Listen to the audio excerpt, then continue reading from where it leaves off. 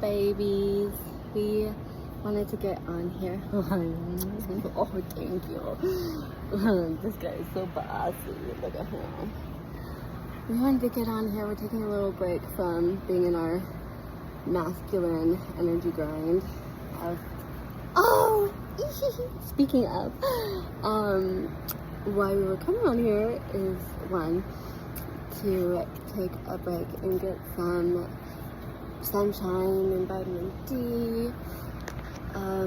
For anyone that doesn't know, redheads, we synthesize vitamin D differently than all y'all. And leave it. Pardon me, I had to try to save another butterfly from Nigel. Butterfly moth catcher. Like, no, these are my babies. Which is why I'm on here. Besides, one, reminding us to go outside and get some vitamin D. I have to do this at different times of the day and or in the shade because I sensitive baby, and the way that my body synthesizes vitamin D's. What are you doing, knucklehead? Leave it. Anyways, we wanted to share with y'all our beautiful visitations from this week so far. It's Wednesday, so as of Monday, we have had visitations from the most gigantuan grasshopper that I have seen solo, at the very least, in Las Vegas since memory can recall. She was as big as my hand from antenna to wingtips, and she was on my front door frame as I was leaving to run an errand on Monday morning, and she was facing east, and she was so gorgeous and magnificent, as you can see. We're so blessed with bugs and love. I love nature, I love life, I love being here. It is such a beautiful, beautiful gift, isn't it? My God. You can eat flies. You can eat flies, that's fine. Eat all the mosquitoes, please. Don't eat my butterflies. Don't eat my butterflies or my moths. Sweet man. And then our friend Lucy was over. Our best friend. Love you so much. Sweet angel, goddess, weirdo, supremo. One of the most hilarious and amazing artists I know. You should check out their stuff. I'll tag them. They came over to help me body double and shoot some fitty spaghettis because we're going to have a iconic clothing pop-up here soon. And as we were about to shoot the first look, my beautiful sonic ears heard the calls of a wee, teeny tiny, smaller, but knowing the same sound of a woodpecker. And I was like, there's a baby woodpecker somewhere in my backyard. And this would be my third visitation after being in this specific location for a year now. And so I came outside, I was like, show yourself. I like literally ran out of the house. Lucy got to see it. Oh, another butterfly, don't you dare. She got to see me immediately, just like literally drop everything and just run outside like a cute little artistic baby. Woodpecker baby, where are you? Show me that. Looking, I could hear it, but I couldn't find it. And all of a sudden I saw it on this right there, where that pigeon is, but like in the little wooden part on top. It was practicing flying, and it lives in that tree right there. Nigel trying to get my... You trying to ring the bell? You trying to ring the bell? So that was really beautiful to see that beautiful omen. Look, we've got another white butterfly over here coming down. Hi. Or is it a feather? Let's find out. Little messages from heaven falling. Hi. That is so stupid. Styrofoam flying from the sky. What in gay hell? Is that from chemtrails, or is that just from Mother Nature being like, please throw me away. We'll know your watch. We'll know you'll think it's a butterfly. You'll go chase it. If not, if you don't chase it, your dog sure will. And then you'll go chasing it. So those were 2 visitations. And then we had a smaller grasshopper yesterday on the north-facing entry wall of our home. Here's a smaller guy. And then we also had a little gecko baby yesterday evening right above our door frame. And it's gecko season! We got to help protect a mama gecko last season, and she gave birth to a baby gecko and took care of it in our master bathroom. And they made sure that it was okay. And then something happened and the mama passed, and then the baby ate the mommy, and it was just like a beautiful symbology of like one of the reasons why I love sea otters and sea otter mamas. They're like such a beautiful representation of motherhood to me, because literally they'll let the baby suck them dry of life just to sustain them, and then they use their bodies as flotation devices, just like having the baby on their belly, just like dead, floating in the ocean, and the baby just like lives. Because a mama. And as a mama, oh my lord, I've been there so many times just holding on to a thread of life for my baby. I'll do anything for my baby. And so that's what the gecko mommy did. And then the baby gecko disappeared. And then I got to see it on this very wall not too soon later. And now it's an adult living its best life. So, here to remind you that the universe speaks to us in so many beautiful ways, and I'm really grateful for it to speak to me in so many beautiful, that's not a piece of styrofoam, that's a real life butterfly. Speak to us through nature and through subtle, gentle, tender frequencies. Not like this air conditioning, but we're super grateful for it. And we've got more stories to tell on that one, but that's our TED Talk for the day. And get outside, get some vitamin D. If you're not a pasty redhead baby like me, go in the direct sun. Best to get sunlight right when it's rising. There's some really beautiful nutrients that we can get from it. And get it before 10 a.m. And then, at least this is my protocol too, because again, I'm a sensitive baby to the sun. But get out there, and then after 4 p.m. is really good time to get direct sunlight too. So if you're sensitive or you're a little redhead druid like I am, some food for body and thought.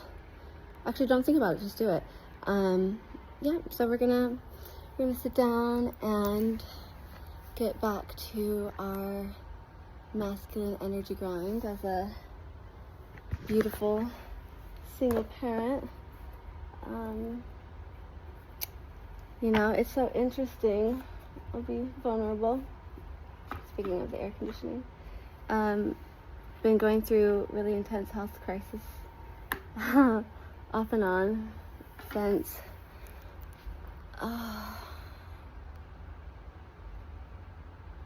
basically like right after giving birth to our child, we started getting consistent rampaging strep throat. And hi, he's so bossy. These babies are so bossy. So bossy. Oh, he said, pet me, I'm itchy. Pet me, I'm so handsome. He's my, oh, you can see some of my clothes out. And all my Post-its. I love Post-its. These babies are so in love. Anyways, lots of health crisis. And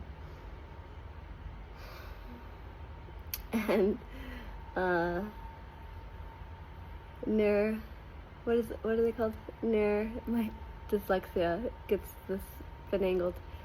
Near death experiences. Sometimes I want to say near life death experiences. I'm like, that doesn't make sense, does it? Is that what they're called? I'm confused. Nonetheless. And over the last almost 2 years now, we're diagnosed with several autoimmune diseases, and they were basically slowly eating away our organs from the inside out. And we had some time wanting to dissociate away from that, pretend it wasn't happening, from our, our family ancestral lineage of females, and being avoidant in the space of where we feel the most overwhelmed. So,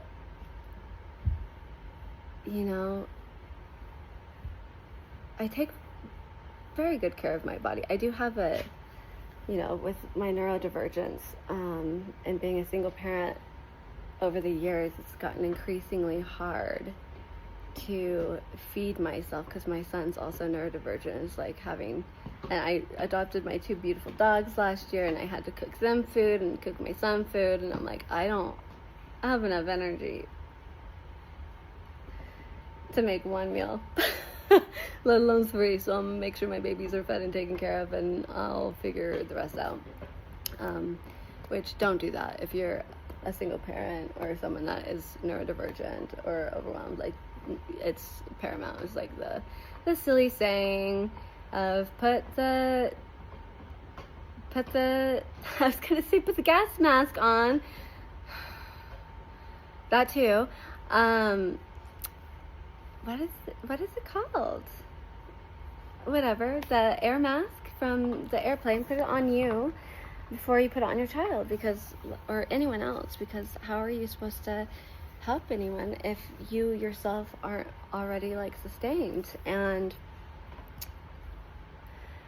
so, going through this recent health crisis, something that really, really aggravates autoimmune diseases and disorders is inflammation, and something that obviously amplifies inflammation is stress and anxiety. And I mean, hello, who is a normal person living in late stage capitalism and this global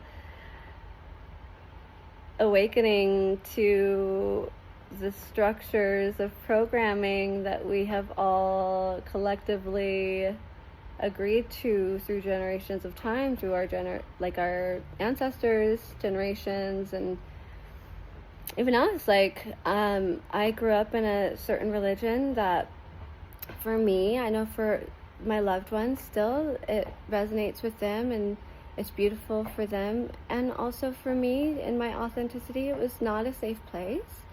And that's okay. Both things can be true at the same time, yeah? And so, walk with me, because I'm channeling and also soliloquying in my beautiful way.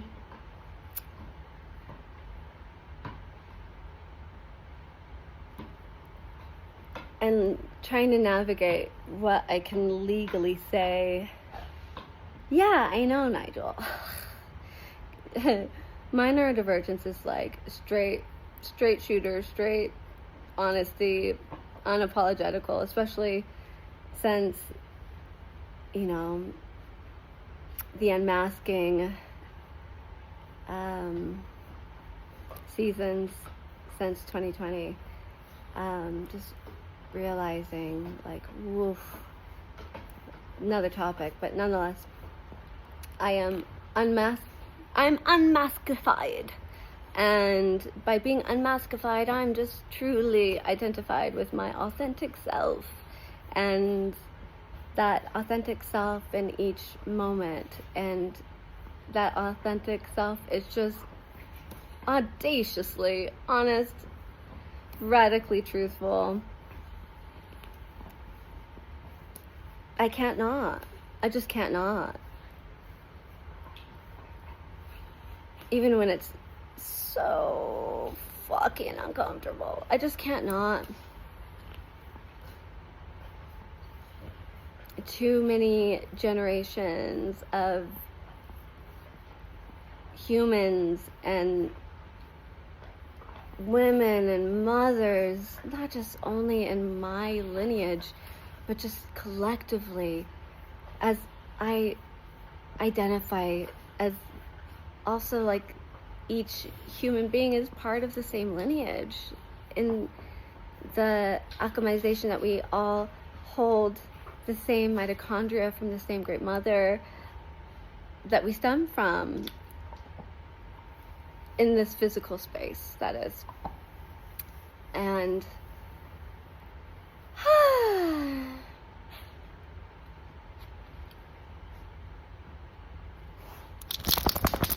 speaking of being truthful and trying to navigate what I can legally say, 16 minutes into this beautiful conversation. We'll see if I even post it. I was working with a billionaire family, running a private salon for them for the last 4-ish years. And the first couple of years, it was, you know, very chaotic and not very structured until I was like, yo, this is a lot, y'all. Because I had to fly out of state, and I have my autoimmune stuff. I've got my child. I've got my neurodivergent things, like leaving home and traveling. Like, all of this takes an exponential amount of energy from me that I have to, you know, I learned I had to start navigating coming out of burnout from all of that, holding space for people very intimately. I learned too intimately, and I had been working with this family collectively for almost 14 years now, and you know, after running this private salon for them for over the last 4 or 5-ish years in their private space in a different state than where I'm homebound. Oh gosh, there's so much trauma, so much chaos, like you can't even, I mean, maybe you can imagine.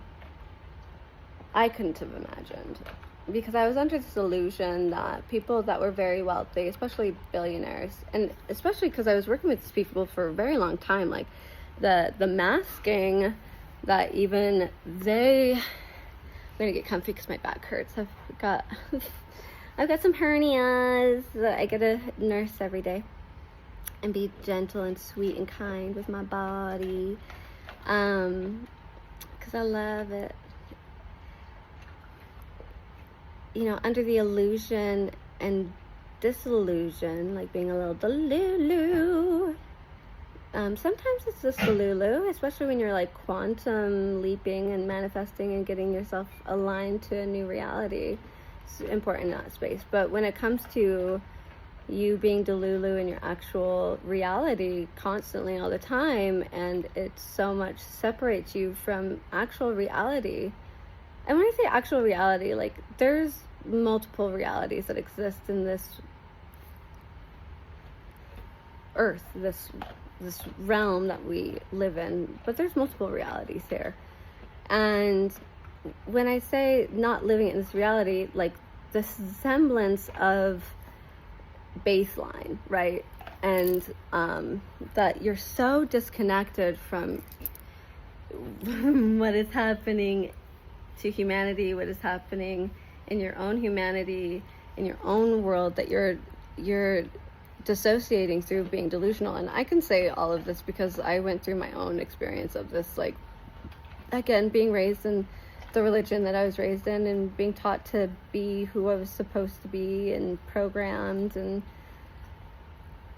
then, you know, I eventually got married to my high school sweetheart, who was, you know, manipulative and abusive when we were dating in high school, which that's a whole nother story for a whole nother time. And in that marriage, then I was masking this abuse, this intense, insane, horrifying abuse that no one knew about for years until basically until after I gave birth to my son. Maybe right before that, actually. Yeah, right before I even got pregnant. That's when it started. I started reaching out to like my elders in my church for protection and help, and basically told, yeah, so many things. Another story for another time. But you know, I was gaslit constantly all the time, as so many of us are, as actually all of humanity is. So there's like the collective Delulu, right? And then I have to tell you, there is another form of collective Delulu that is so separate from the mass of humanity, and it's held by these hierarchical systems of the wealthy class, the billionaire class. And I find it so interesting that, one, wealthy people are always very enamored and attracted to me and want me in their ecosystems. And I found that as a privilege, especially coming from an insanely poor family where like we didn't have food on our table, or, you know, we had to be taken care of. Thank the heavens by the church that we were a part of, because my dad suffered from really intense, what he was diagnosed back then with manic depression, and, you know, had continuous suicidal attempts, which, insert, anyone that has heart problems, if you don't know this is scientific. When you have any heart ailment or issue, our heart helps us, I'm going to say compose, synthesize dopamine. So anytime that you have a heart ailment, your dopamine factors are immediately affected. And I also, like, on that side of the family, on my father's side of the family, there's a dopamine issue anyways. And I found this collation through my own polymathic curiosity of just being so insanely curious and trying to problem solve and figure out, like, what is life? What's going on? I want to understand what I don't understand. I know through us sharing information, we can collectively find the epicenter of truth, right?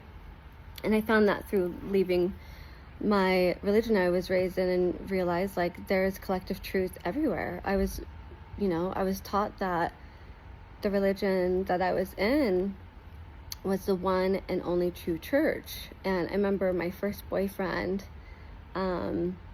such a cutie pie. If you ever watch this, you were so cute. And he broke up with me because I wouldn't kiss him. And we're always like right next to each other in the yearbook in high school, because we had similar, like our last names were similar. And he was such a sweet kid, and my best friend was so protective of me. She was like, there was a huge like mean girl situation in that space with her protection, and like us not being a part of the same religion, but being a part of extreme religion practices. And I didn't even bring that up.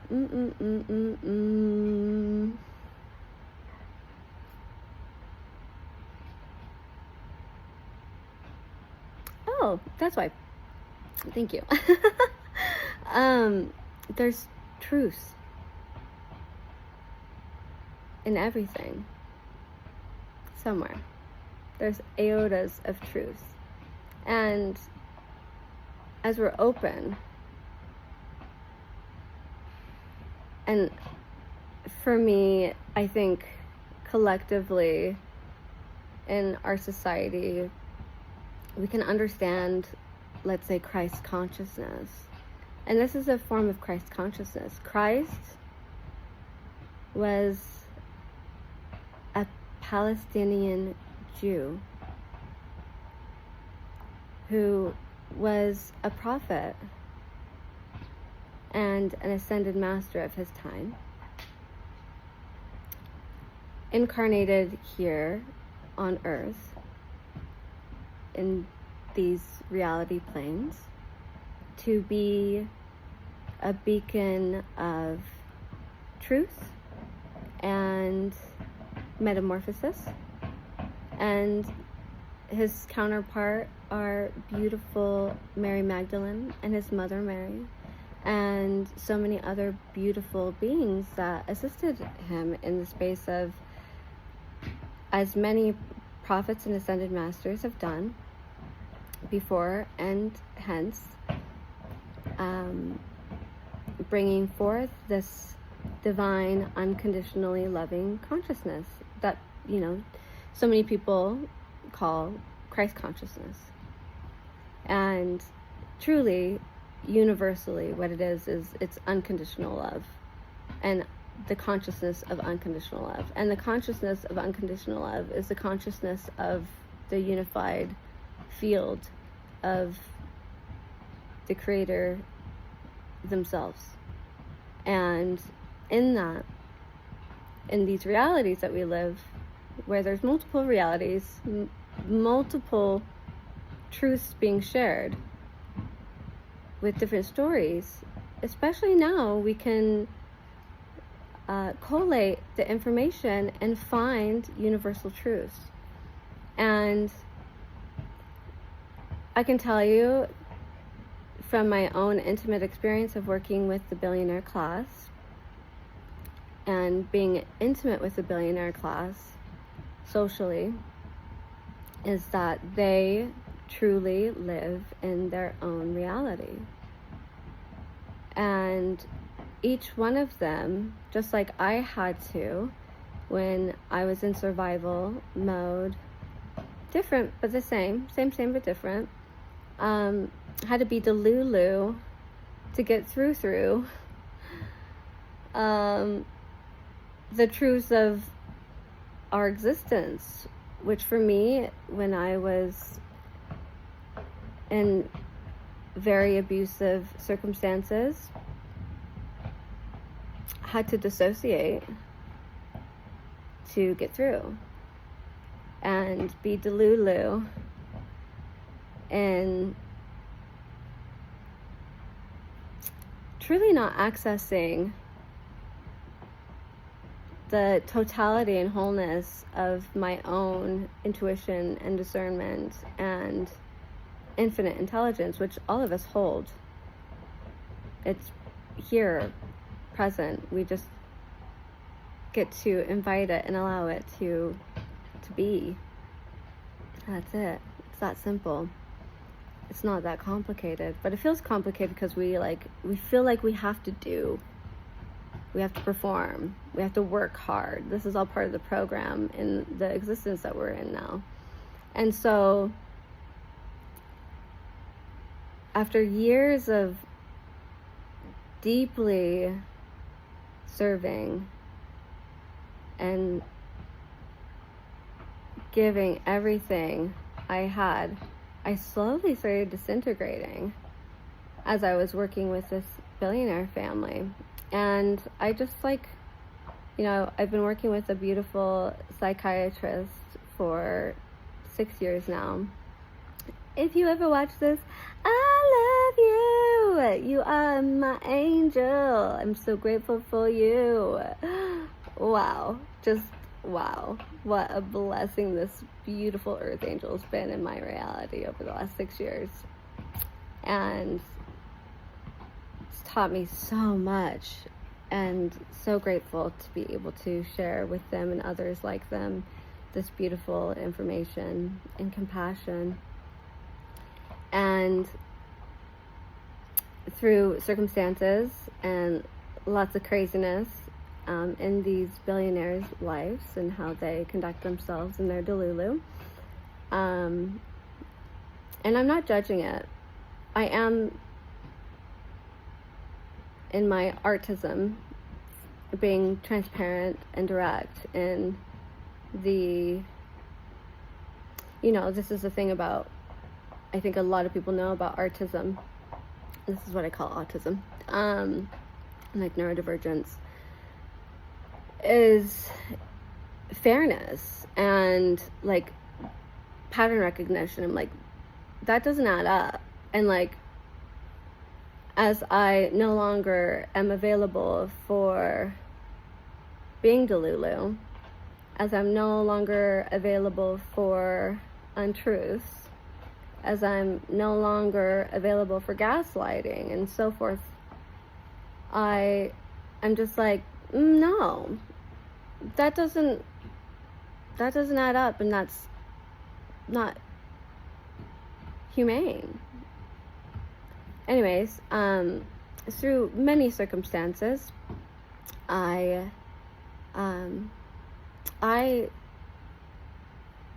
didn't do anything beyond overgive and wrong place, wrong time kind of situation.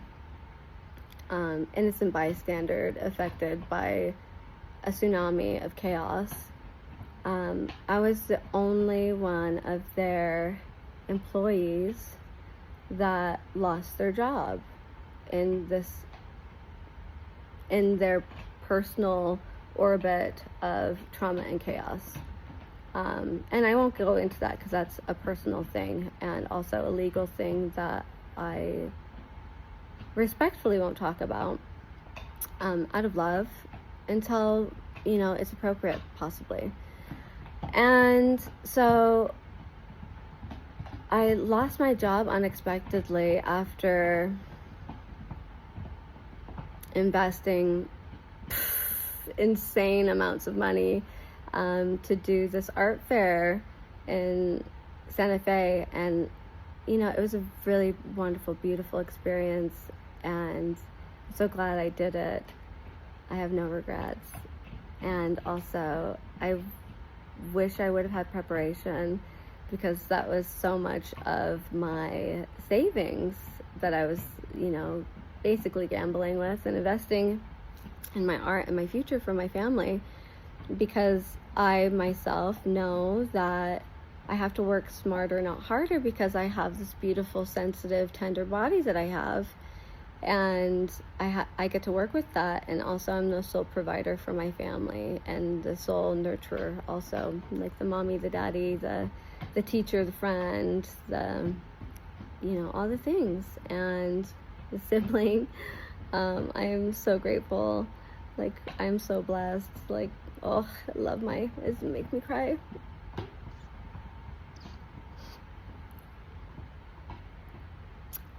I am so lucky to be the mother to my sweet, sweet child. Like, wow. What blessing that he, sweet, beautiful soul, chose me to be his parent. Like, probably the greatest treasure of this lifetime. And he's growing up to be such a beautiful young man. You know, those that have parents or have ever been a teenager. Teenagers can be assholes, and it's kind of funny. I tell them all the time, like, boo, I love your sass. I love your sass, and also, like, now's not the time. I'm not the one. And then we'll laugh about it after. We have really beautiful communication skills and conflict resolution toolkits. And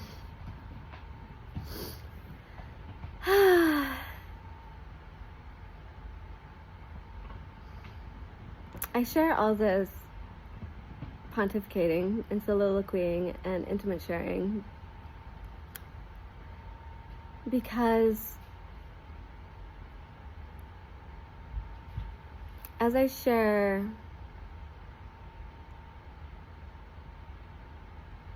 these beautiful, subtle nature spirits, the divine communicating through us through subtle play, through material, that it also does that through every other aspect of our lives. Like, also the most traumatic parts of our lives, the most difficult, our shadow aspects and dark nights of the soul. And everything is an aspect of the divine. And we're so grateful. Like, something that we're going through recently is having to truly surrender from our masculine energy that we have been in, because I am an immigrant from another country, like, and had to work under the table I started babysitting at 11, which isn't really working under the table, but as I got a little older, around like 14, 15, I had to work under the table to make money as I worked on getting my citizenship, which I eventually got right before I was 18. And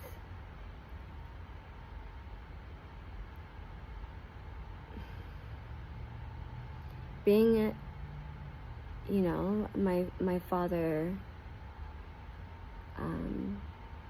trigger warning for anyone that has experienced their own or others that they deeply care about mental health and their suicide attempts and also their suicide successes. My father was successful after multiple attempts since I was alive of taking his own life when I was 13, a couple months before our birthdays, because my father and my mother and I, we all share the same birthday month. I'm a Taurus with them, all like having birthdays in the same week. And when I was 8, again, trigger warning for anyone that has dealt with the traumas of mental health. When I was 8, my family was all going to church. I have 4 siblings. There's 5 children in total, and my parents, so there's 7 of us. And I was 8. I remember being in my baptism dress, and my sister, who's my Irish twin, we are about the same age for 2.5 weeks every year. She was in a pink matching one, so it's kind of like our Easter / my baptism dress. And I remember we were wearing those dresses, and my father said he was feeling unwell and was going to stay home from church. And so we all just went to church, and gosh, I really want to find out if that was Easter time, because that would be profound, is what's going on right now in my own life. Ugh, and I feel like that's a confirmation. Ah!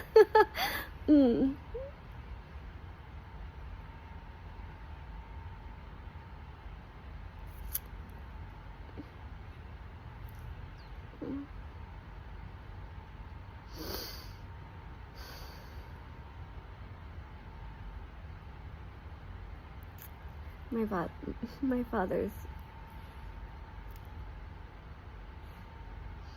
visiting me and speaking with me right now. This is what you're witnessing at the moment. I'm just honoring, and it's intimacy.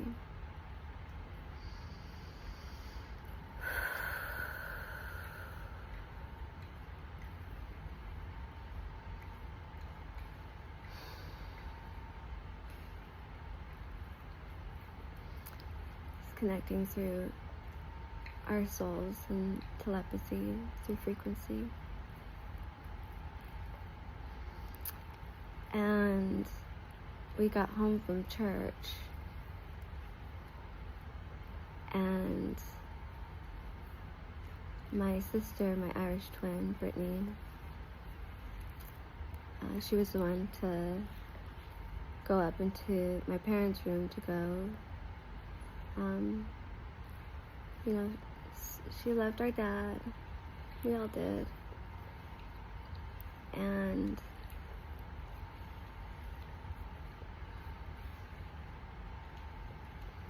she found him purple on the floor and started screaming, and my oldest brother, Christopher, was not too far away, and he ran into the room because I think he knew and had experiences with our father's constant suicide attempts. And everyone started screaming and crying. I remember my mom running upstairs, and she told me to sit on the couch. And I stayed downstairs because I was the best little girl. It was I'm still a really good listener. I'm a rebel though. You can't tell me what to do anymore. But I take suggestions. Compassionate, aware, divine suggestions. I do.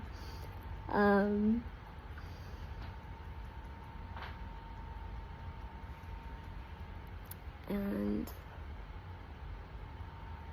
fast forward the story, I remember, my mom screamed at my brother to call for an ambulance, and my brother took all of, my siblings that were downstairs to be on the couch with me, and my sister Brittany. It's always been a rebel. And we went out to the front yard under our plum tree, and I remember so vividly, we were waiting for the ambulance to come, and we're screaming and crying, and our neighbors were starting to come outside because our doors were open and everyone in our house is screaming and crying. And then there's these 2 little girls, 8 and 9 years old, like ripping up their beautiful, beautiful Easter dresses. Pretty sure they're from JCPenney's. And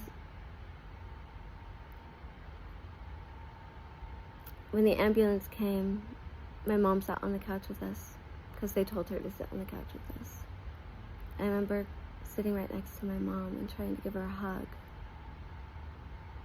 And this is a core wounding memory for me that I was able to access through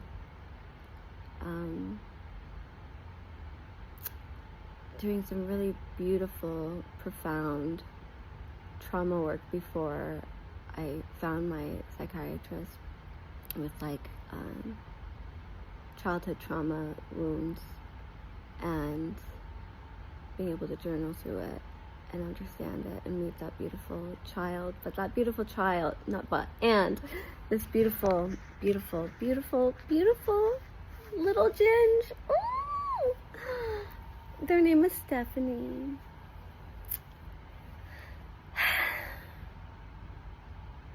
My family was going to name me Daniel because I thought I was a boy, which is hilarious because I've always been two-spirited, obvi. And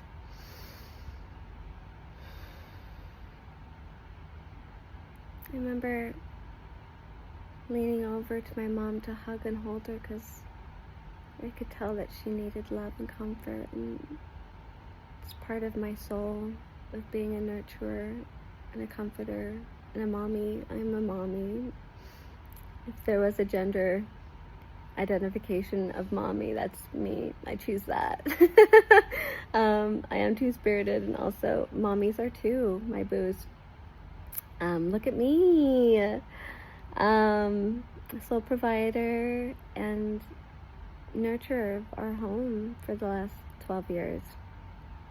Plus, honestly. Remember, my mom pushed me away. And that's the very moment that I told myself, oh, I looked around. Mind you, like, ooh, what's that? Huh, I don't know. I remember looking around my neurodivergent druidness of being intimately aware of my surroundings. I'm like, oh my gosh, like, someone needs to be strong. And I guess it's me. So I took on that character role in my family. I was always the clown, the goofball, the weirdo. And then I took on this masculine role of being protector. And I took on this mothering role of holding space and nurturing. And that shaped my whole life.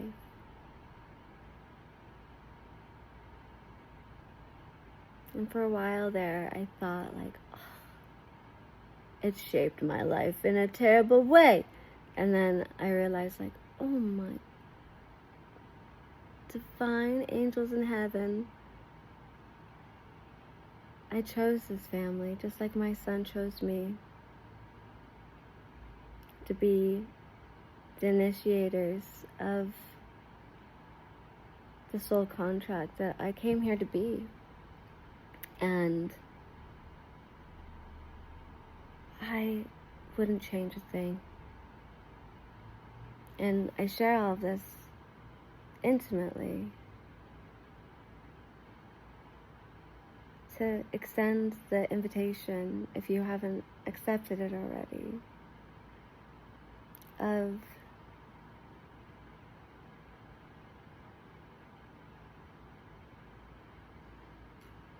a couple things are coming through. One is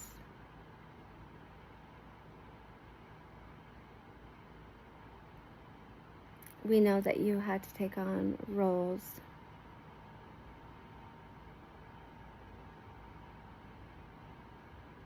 through your lifetime. And those roles were divine imprints. And though those divine imprints and roles may have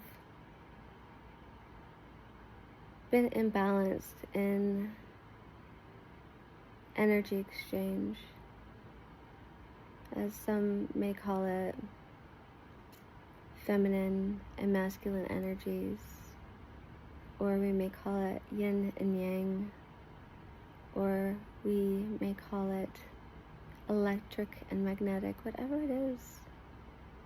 These quantum energies that make up our realities as we are living or had been living in the realities of the 3D plane. The 3D plane was where duality met. And in that duality meeting, I'll speak from my own experience of, especially after my father's passing, after his suicide, I took on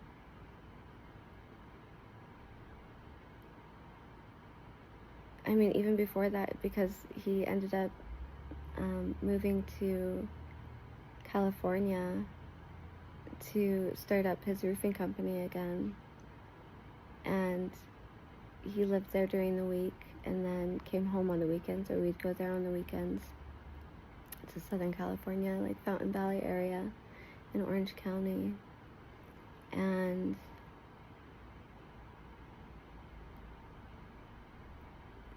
we took on this masculine role as our older brother spiraled into drug addiction, and my mom shipped him off to go live with my father. And also my brother we're so similar. He's also a savant, and we used to call him the Oracle. He's one of the smartest people I've ever met. Ugh, I love him so much. I'm so proud of him. That's another story. We have so many stories. We hope to share in love, unconditional love with y'all. As we know, there's these beautiful nodes of intimate connection that they correlate with you in your own life too. Oh, what's up, Nigel? I think that's my cue to wrap this up.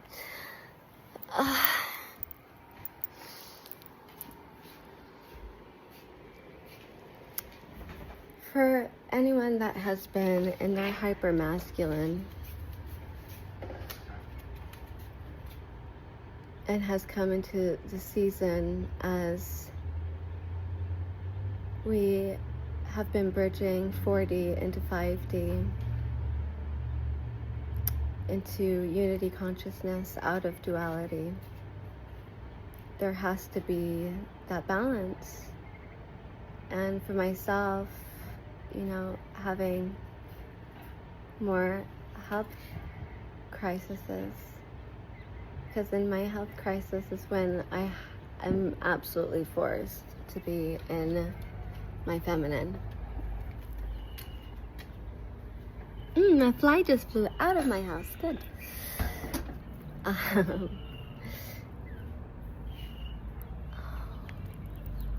We heard the little woodpecker baby. Oh, my baby. Do you hear it? That's not it. That was it.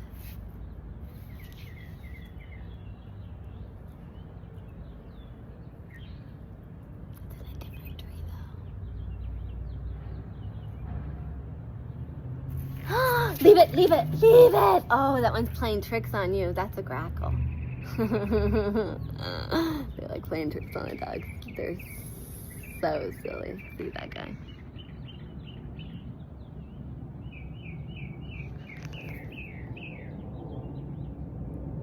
Yeah, so every time I've been forced to get back in my feminine, literally having to be forced into it, because like my masculine was like obviously, like most masculine, it's where I felt the most in control and safest, especially like not having a father and later on having to become mother and father, and really not having a choice in my perspective then and even currently now. That was just what we had to experience to become who we were always meant to be. And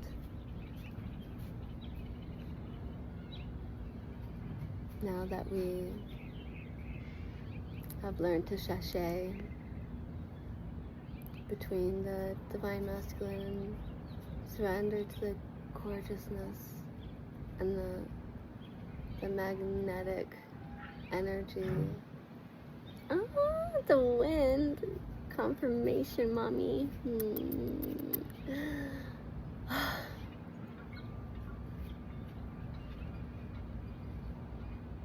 It's this beautiful divine play that moves through and with us.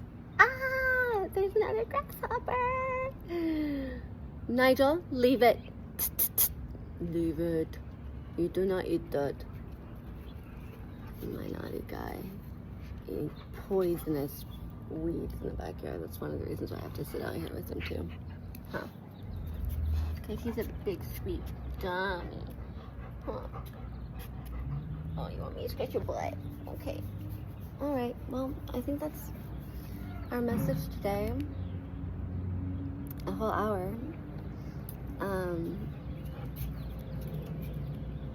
We usually 2 times fast things when we're like watching them on YouTube, especially if they're over like 30 minutes. Hi! That's a chickadee.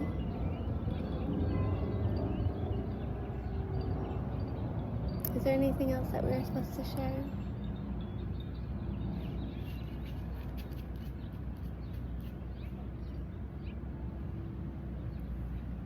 It says yes, 1 card from a deck. Alright.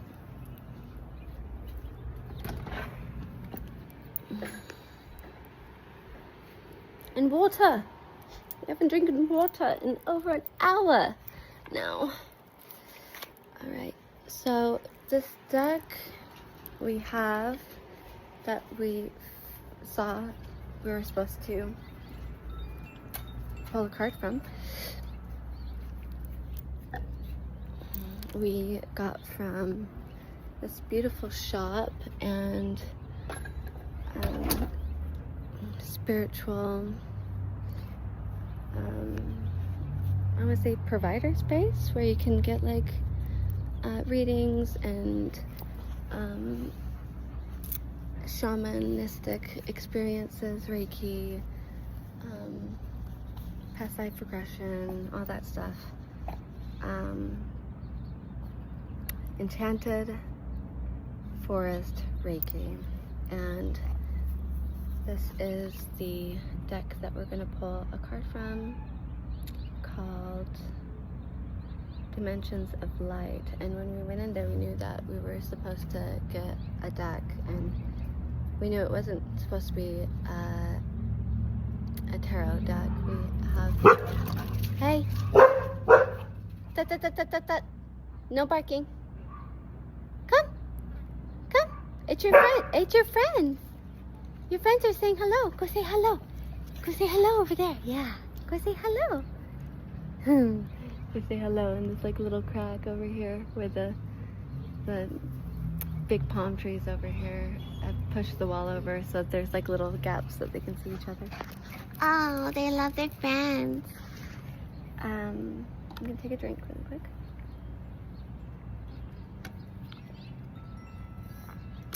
I know what I was sharing was a little bit all over the place and possibly a little disjointed. And also, we trust that whoever watches it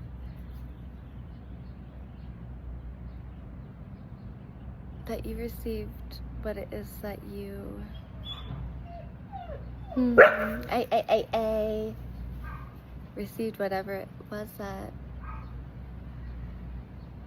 you were needing today in this moment in your metamorphosis of life, and know that there's this beautiful unconditional love and friendship and connection through me and this beautiful community of regeneration and symbiosis and absolute adoration for this gorgeous experience of being human on earth, this complex and devastating as it can be at sometimes. It matches itself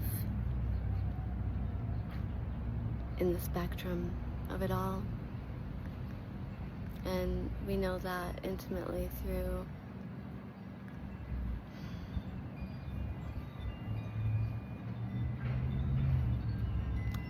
losing way too many people to count or name in this moment of intimate loves of our life as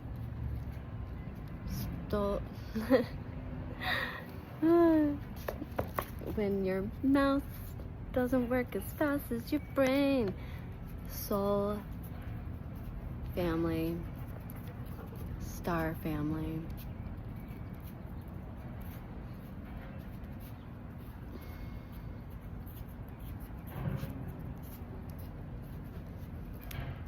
When you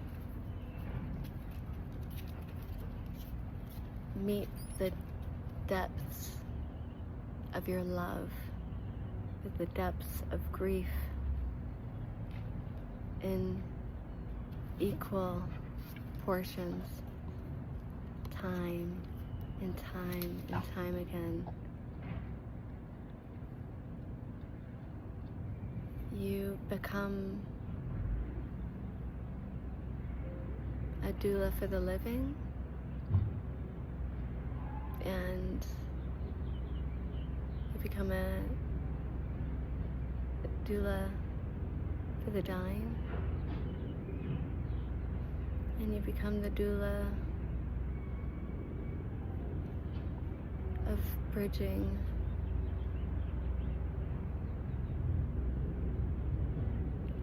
all the connections, because all of the connections are still these beautiful, harmonious, sonic songs, no matter if they're here in the material flesh or they have crossed on the great beyond over the Care Bear Rainbow Bridge into the multiplicity of what it is to exist as an aspect of the infinite divine experiencing itself through us. And as I say that, I see our beautiful Bradford, our chicken master. So we're gonna pull a card.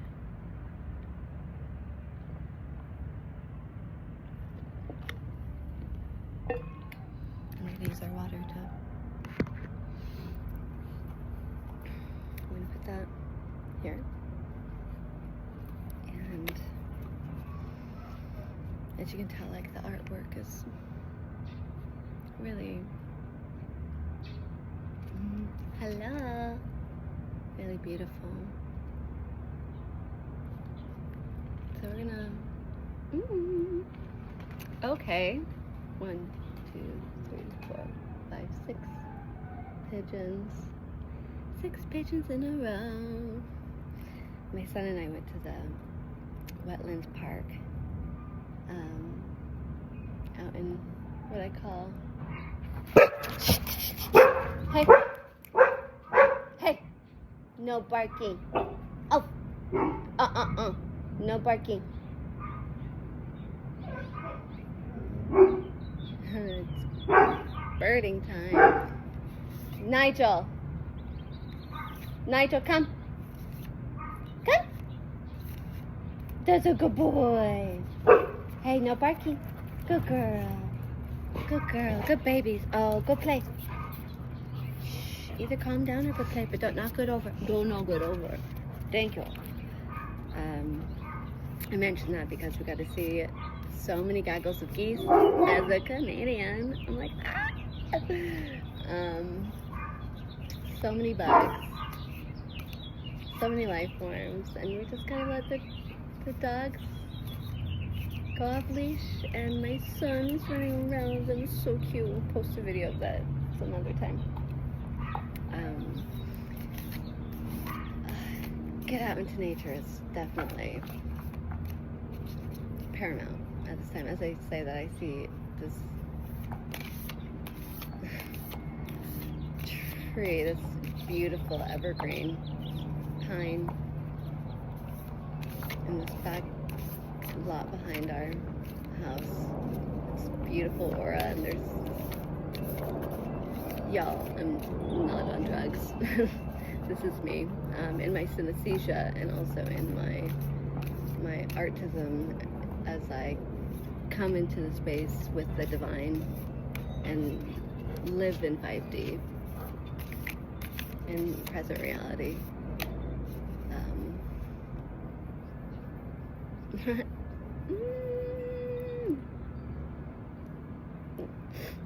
Okay, weird. Confirmation for readers. You know, itchy noses, itchy burps, confirmations.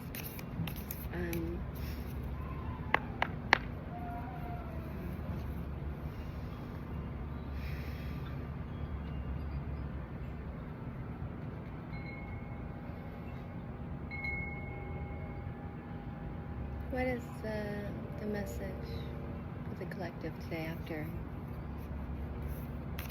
this divine, intuitive, intimate sharing, channeling, being purely, audaciously, authentically human?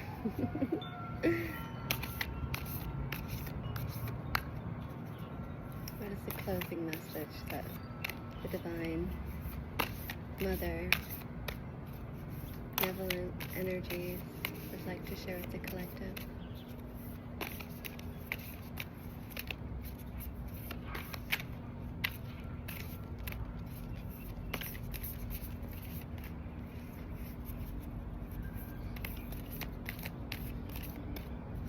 One card.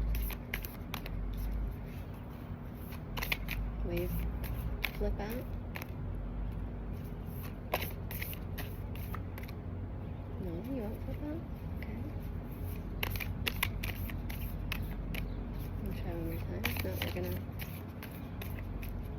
follow our intuition.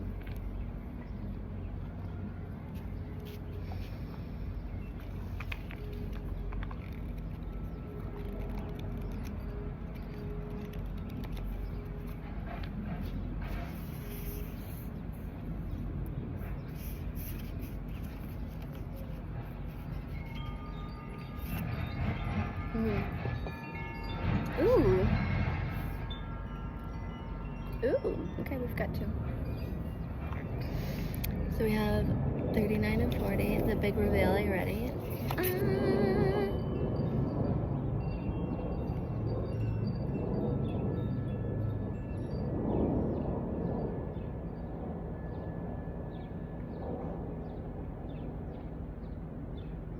So the first one I saw was 39, and then I realized that they're magnetically connected, which is fascinating. Weren't we talking about, you know, 39 and 40, the masculine and the feminine? We're talking about completing cycles also, and like how beautiful. This is number 39, yeah? How calm. So calm. Like a baby blanket. Oftentimes, so much like a baby's eyes before they change. They're so often blue right when they're born. They change over days or Wow, this one's hypnotic. I haven't pulled this one before. It's so beautiful. It's very detailed. No barking. You're naughty. You just did that so you can have my time. She does this. She wants one-on-one time with me, and she'll do something naughty and be like, "Oh, look over here, brother." And then she'll come take a spot. So I don't know. Maybe that is a message there for someone too. It's like what's calling your attention to distract you to, then take your attention. I think addiction is coming up a lot in our space of coming into our wholeness, yeah, because what takes us away from our wholeness but distraction and dissociation and numbing the pain, numbing life. So I'm going to read these too.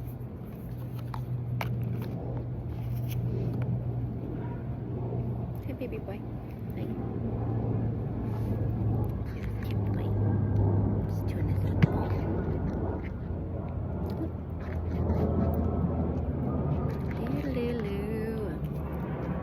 Hi, sis. Come right here. Oh, you're going to be right there now? Okay, let me move these. Do you want to come over here? Come here. Yeah, come here. I'll scoot over. Yeah, come be my babies. Yeah, they're gonna be my babies. Oh my gosh. Oh my gosh. Oh, look at these babies. This guy's gonna fall backwards in a second off of our little bed on the floor, huh? It's a baby. Oh, you're gonna fall. You're gonna fall, you are. Ooh, that happens.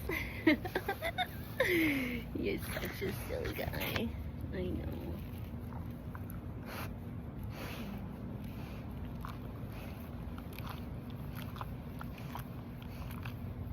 Boy. Alright. He's gonna try to. Alright. Oh, I knew it. I knew it. I knew it. I knew it was gonna happen. He said, Mom, you've been on this long. It's my turn to tell you that it's time for you to get off soon, okay? It's my turn. It's my turn. So this is us in our feminine, yeah? And when we're in our feminine so often, it's like, Mom, Mom, Mom, Mom, Mom. And we have to learn, yes, and one moment. Come here. Come here. Come. Come. What's this? What's that? Alright. We're going to read number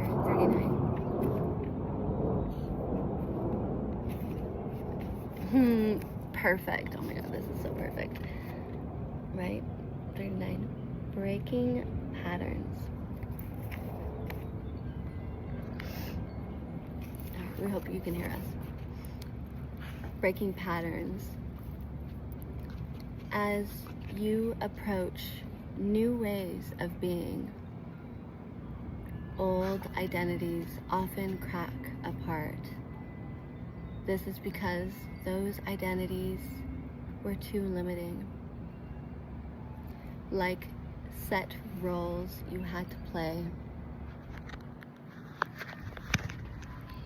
rather than flexible means by which you could express yourself. Those old roles kept genuine parts of your authentic self locked away. As you cast aside false and unduly limited views of yourself, the once rejected or hidden can come out of hiding and begin to heal and integrate with the rest of you. You are becoming more of the real you, darling baby boos. Others may not always see it this way. Your change may trigger uncomfortable feelings for them, especially if they are unwilling to change and to grow. Your change will inspire those who are ready to evolve. You don't need to be held in place by another's opinion of you. Cue the AC. What do you have to say, huh? Interesting. It's very loud. Embrace all parts of yourself so that you can settle peacefully into the knowledge of who you are and what you are here to do. That is so fitting. So fitting.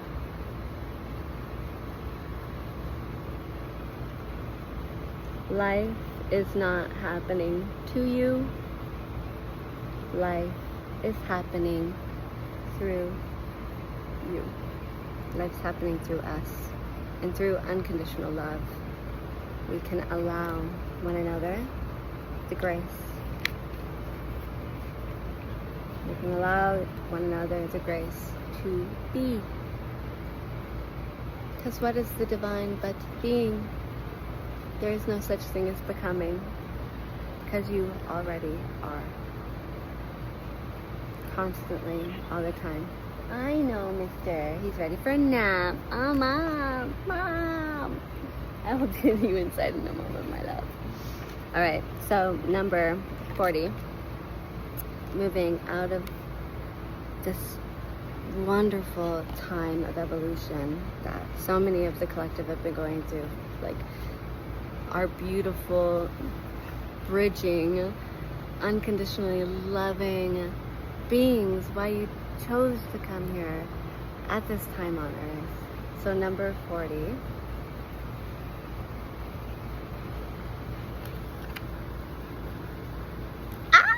It's so perfect. How many times did we say subtle? Sense of the subtle.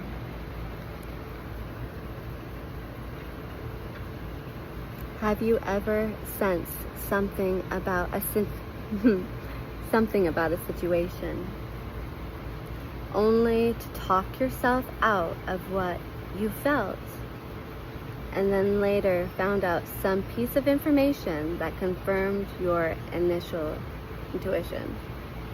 These two cards are perfect. Come on. Thank you, Divine. The sense of the subtle can be startling.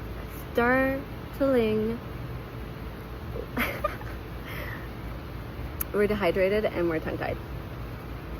The sense of the subtle can be startlingly accurate and helpful and too easy to dismiss. This oracle brings you two messages. Firstly, there are signs of subtle but significant growth happening within your soul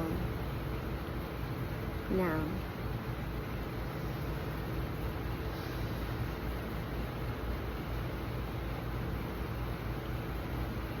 You know it and you feel this. It's holding space for it right now. Darlings, continue to commit to your spiritual healing journey. In time, you will sense these changes within, and in due course, they will bear luscious fruits of transformation on many levels. Secondly, tune in and pay heed to your spiritual insights. Something you perceive seems like a mere flicker, but will in time burn bright with blazing clarity. Trust your intuition. Wow. Thank you, Divine, for those two very, very, very beautiful messages. We love us. We're starting to get hives from being hot outside. Having a sensitive human body. It's so cute. We love us, and we look forward to our next intimate, impromptu, intuitive sharing.